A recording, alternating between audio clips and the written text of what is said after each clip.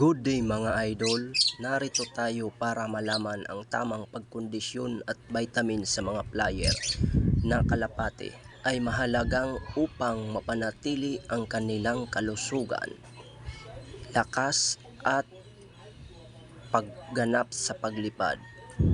Narito ang ilang mga tips, pagkondisyon, balansadong pagkain, bigyan ng balansadong pagkain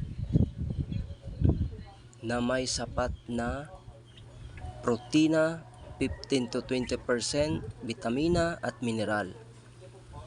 Sapat na tubig, siguraduhin na may sapat na malinis na tubig sa kanilang mga laluyan. Regular na pag-exercise, bigyan ng regular na pag-exercise sa labas ng laluyan upang mapanatili ang kanilang lakas at endurance.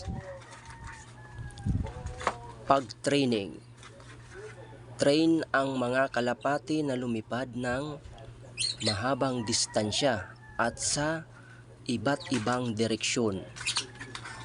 Vitamins at supplements. Vitamin A, mahalaga para sa kalusugan ng mata at balat. Vitamin D3, mahalaga para sa kalusugang ng buto at pag-absorbang ng calcium. Vitamin E, antioxidant na nakatutulong sa pag-protect ng mga selula. Calcium, mahalaga para sa kalusugan ng buto at paglipad. Electrolytes, mahalaga para sa pag-regulate ng mga fluid sa katawan. Probiotics, nakakatulong sa pag-protect ng digestive system. Mga halimbawa ng vitamins at supplements: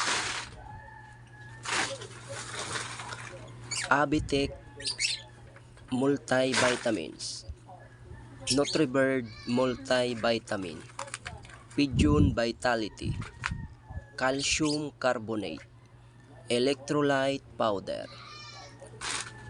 Schedule: 1 to 2 linggo bago ang kompetisyon, simulan ang pag-training at pagkondisyon.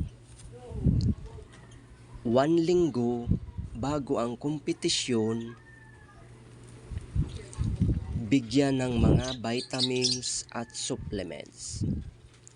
1 to 2 araw bago ang kompetisyon, i-rest ang mga kalapati at bigyan ng sapat na tubig at pagkain.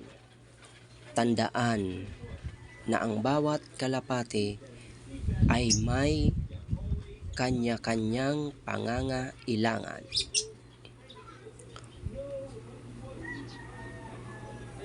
Kung gusto nyo pang maraming kalapati tips, huwag kalimutan mag-follow sa AD28 Loop TV para lagi kayong updated sa mga post natin. Pa-share mga idol at maraming salamat.